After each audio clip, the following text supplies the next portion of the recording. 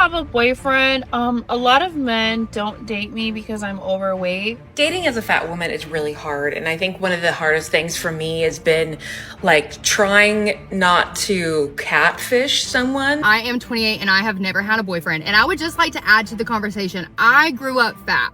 And even though I've lost over 100... Dating for fat women is a struggle. Many of them are complaining that it's really hard for them to land a good guy. By the way, if you are sensitive and emotional, this video may not be for you. You have been warned. Can someone in Birmingham, Alabama, set up like a dating game, where I'm the prize?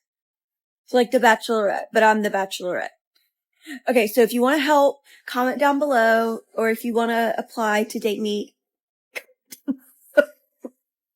It sucks! Do you have a boyfriend? How's your dating life? I don't have a boyfriend. A lot of men don't date me because I'm overweight.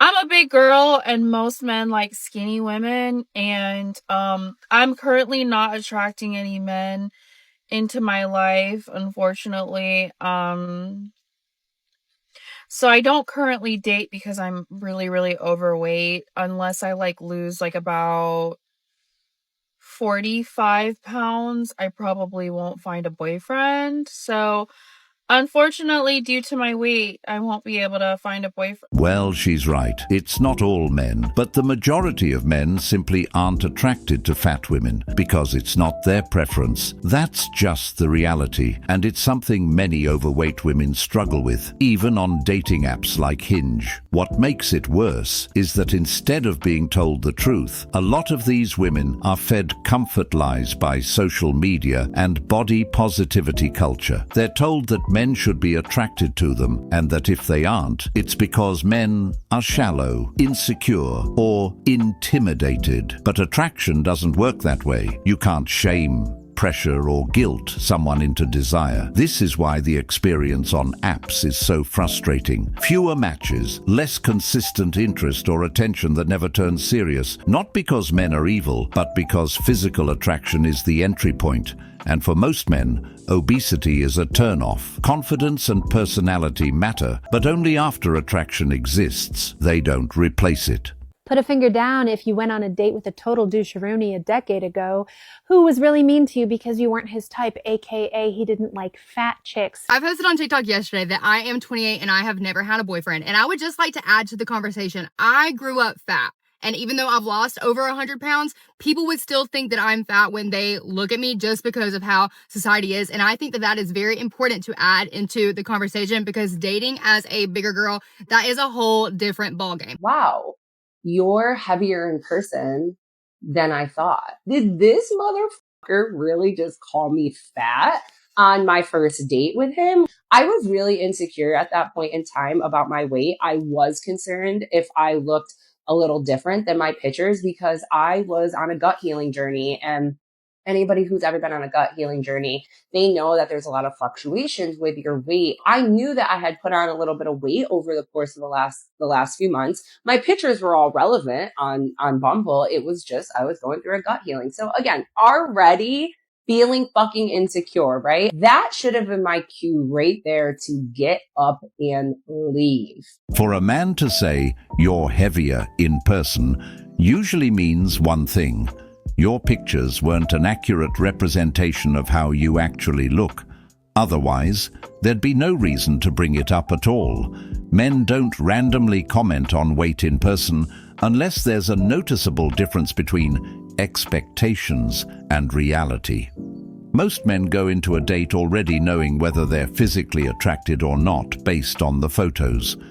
If your Bumble pictures were honest and current, the thought wouldn't even cross his mind, because there'd be nothing new to process. The comment only happens when there's a disconnect between what he thought he was showing up to and what he actually saw. That moment creates instant friction, not even just about attraction, but about trust. From his perspective, it feels like a bait and switch, even if it wasn't intentional. And once that feeling kicks in, the date is already working uphill. Attraction drops, conversation feels forced, and he starts mentally checking out. Unpopular opinion about the airlines making plus-size people pay for 2 seats. And what's that? It's unfair. Unfair? Why? America should not have people who are plus-size pay for extra seats. It should be awarded to them. Really? So what exactly is the reason that a business should be made to give up a free seat for an individual that's too large for a standard seat? And I wonder if that applies to those that are very tall as well. Because America doesn't make it easy for people to be healthy. That's the route we're going? Fast food is cheaper than healthy food. Not to mention, most people are working multiple jobs. They don't have time to prep healthy food for themselves. Being fit and healthy is a luxury. Well, this might be yet another unpopular opinion, but flying is not a right. It's actually considered to be a luxury. And if a person is putting their money towards luxuries instead of necessities, like healthy food, I really have to question their priorities. Men, I think what you have confused is that as a woman, I don't need you any longer. Like up until the 70s, I needed you to get a credit card. Up until recently, I needed you to have a baby. I don't need you anymore. You don't complete me. Like Jerry Maguire said, I am complete by myself. So when I say you have to earn me, it's that you have to earn the right to receive my time, my beauty, my femininity, my softness. Like I'm an add value to you more than you're an add value to me. Let me ask you, what is you say you add value, you're an add value to him. What is it, honey? I want to know. I want to see it in list form because your personality bites. It sucks, right? I couldn't listen to you for more than a hot minute, right? And if I were a guy and took you on a date and you had even a touch of that little nastiness in your voice, I would be out of there, before you could blink. This woman makes no sense. She says she doesn't need men, but at the same time expects men to earn the right to receive her time, her so-called beauty, and her supposed femininity. That's a contradiction. If you truly don't need someone, you don't demand that they prove themselves for access to you. And just to be clear, there's nothing soft about her at all. Softness shows up in tone, humility, and how someone treats others, not in how loudly they claim to be feminine. Her attitude alone would already turn most men off. She comes across as rigid, combative, and transactional, like dating her is a test you have to pass rather than a connection you get to enjoy. Men don't feel invited by that energy. They feel evaluated. Saying, "You have to earn me," only works when the person saying it is actually pleasant to be around. Otherwise, it just sounds like someone overpricing something the market isn't asking for. That's why men walk away. Not because they're intimidated, but because the return on emotional investment looks terrible. That moment when you meet up with someone in person that you met online and you're just thinking, oh, you left the filter at home, or how's that work? Why do men plan a date with you just to ghost you the day before? I was meant to go on a date on Friday. He fully ghosted me from Wednesday night onwards. It was a first date, so I didn't really care, but it's like, where's the decency? Just let me know. Then I was meant to go on a date tonight. Been talking to this guy for a few weeks, like texting. It hasn't just been on Hinge, and he's been absolutely cricket since Saturday afternoon. So I guess we're not going on a date tonight. And again, I've never met this guy, so I don't really care, but like, where's the common decency? My rule is that if I don't hear from them the night before, then I just assume the date's off. And that rule has really fared well for me over this dating experience. Like a few weeks ago, I was talking to this guy. Again, we made it off the app. We were talking on Instagram and we made like full plans for the next morning, like location, time, everything. Didn't hear from him the night before, so I was like, that's it. I'm not, like, of course it's going to be cancelled. Then he messages me 5 minutes after we were meant to meet and goes, oh, hey, sorry, I'm hungover. Let's organise something for this week. No. And thank God I didn't turn up to the date, because imagine if I was just sitting there waiting and then I get a message from him like 10 minutes after we're meant to meet, and then I'm just standing there looking like an idiot. So here's a tip for anyone new to dating. If you don't hear from them the night before, assume the date is off. Because this has happened to me maybe like 5 times or 4 times over the course of dating this year. And I have just assumed that the date's not on. And not once has the guy messaged me being like, hey, where are you? Like they've cancelled every single time or just fully ghosted me. Like a little bit of common decency goes a long way. It's a blessing in disguise that he's cancelled because I have something on every single night this week except for Sunday night. Stoked to have a night back to myself, but God forbid I was a little bit excited for the date. Anyway, here's the makeup. Anyway, I'm gonna go and work hard at my corporate job so that I can earn more money than these silly men anyway. I mean, if every guy has been cancelling dates with you or ghosting you after already planning, there's usually a common denominator, and it's not all men being trash. More often than not, it's because they've realized, one way or another, that you aren't their type physically. Men don't flake en masse for no reason. If interest was genuine and attraction was solid, they'd at least show up. When cancellations keep happening before the first date, it usually means something changed after the initial match. Seeing clearer photos, checking tagged pictures, FaceTiming, or simply taking a second look and realizing the attraction isn't there. This isn't about shaming, it's about honesty. Ignoring reality doesn't protect anyone. It just keeps people confused, bitter, and stuck repeating the same cycle while blaming everyone else. I've still canceled so many first dates because I was like, oh my god, what if they don't know I'm fat? So I've been going back and forth about this for the last couple of hours because I just scheduled a let's get drinks date for Thursday with this guy that I matched with on Hinge. And just like this content creator, I also put full body pics on my profiles, but I don't like to link my Instagram because, I don't know, I'm paranoid. So I'm like going back and forth all day today, being like, should I message this guy and be like, hey, like you went through my profile, right? Like you saw what I look like, right? Like you know that I'm fat, right? You know that I'm like a plus size human.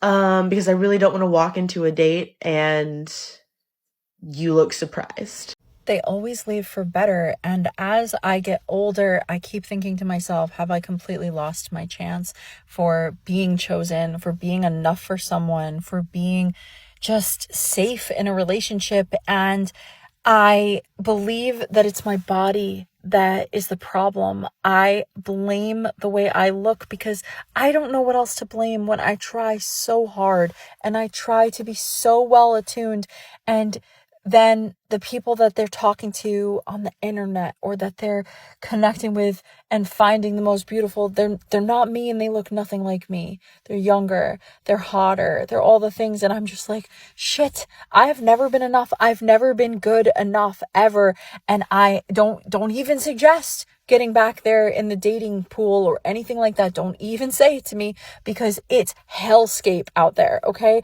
People are cruel, and honestly, my experience has been they will date you in secret and just you're just never the choice. You're just never the choice. And I just don't want to keep going through that. So I don't know. I'm just venting, but let me know if this resonates with you, or maybe these are just the thoughts of a 42-year-old who is plus size and doesn't feel like she's enough. Yeah. I understand her frustration. Being 42, overweight, and constantly feeling like you're not enough will wear anyone down emotionally. That part is human. Rejection stacks up, confidence erodes, and dating starts to feel personal instead of situational. But the reality is still the reality. Most men are going to go for what they like and what they're attracted to. Attraction isn't democratic, fair, or evenly distributed. It just is. And pretending otherwise only deepens the disappointment when outcomes don't change. That said, it's also true that there are men who genuinely like plus-size women. They exist. They're a smaller pool, and competition still exists within that pool. A lot of these women aren't chosen most of the time because of themselves, not because men are evil. They want attraction without self-improvement. They want commitment without effort. They want to be desired without changing anything that's clearly limiting their options. I I got my first fat phobic message on a dating app. I've been on dating apps for, God, I don't know, since they've been around. I don't even know. And today I got my first fat phobic comment. Well, technically it was yesterday. It's like 5 a.m. Yeah, I have something in my profile about like, if you have a dog, I want to meet it. And homeboy said, you need to meet a diet. The fuck? That's exactly what he said. You need to meet a diet. The fuck? And I said, oh. Well, and it's just like mind boggling because like, sir, what did I do to you? Like literally, what did I do? What were you trying to accomplish? Right? Because all I did was exist on an app. People who are like looking for love, most of them are looking for hookups. But you know, that's all I did. Like all I did was exist. And that existence made you so, I don't know, mad, disgusted. And you were like, I have to say something. Being fat is your secret weapon to cheat the dating game, and I'm going to explain to you why. When you're fat, and especially when you're not society's acceptable version of fat, which is small, fat, hourglass, and pear shapes, if you show up on your dates with your arms out, your belly out, right? Short hair, because you know how society feels about fat women with short hair, and unapologetically dress the way that you like to dress, men who are not attracted to fat women and not attracted to the way you look are not going to want to go out with you. Only the ones who are crazy, and you can tell if they're crazy within the first, 5 minutes of talking to them if you know what to look for. My best advice for single fat women who are dating, specifically heterosexual dating, is to go on a date with your arms out, your belly out, unapologetically fat. Because it will 100% weed out losers. It will weed them out. You do not want the men who are obsessed with the trophy wife figures. Well, I don't think those men are obsessed with some trophy wife fantasy figure. Most men aren't asking for perfection, supermodels, or Instagram bodies. What they actually want is someone who cares about their physical well-being, someone who shows discipline, self-respect, and effort. And that's the key difference. If you're clearly letting yourself go, not taking care of your health, not moving your body, not paying attention to your appearance, most men aren't going to be into that. Not because they're shallow, but because it signals lack of self-care, and that spills into other areas of life. Men associate physical neglect with low energy, poor habits, and future problems, not just looks. It's not about being skinny. It's not about being young forever. It's about effort and intention. A woman who is actively trying, eating better, moving more, improving her health, caring about how she presents herself, reads very differently than someone who has completely checked out and expects acceptance anyway.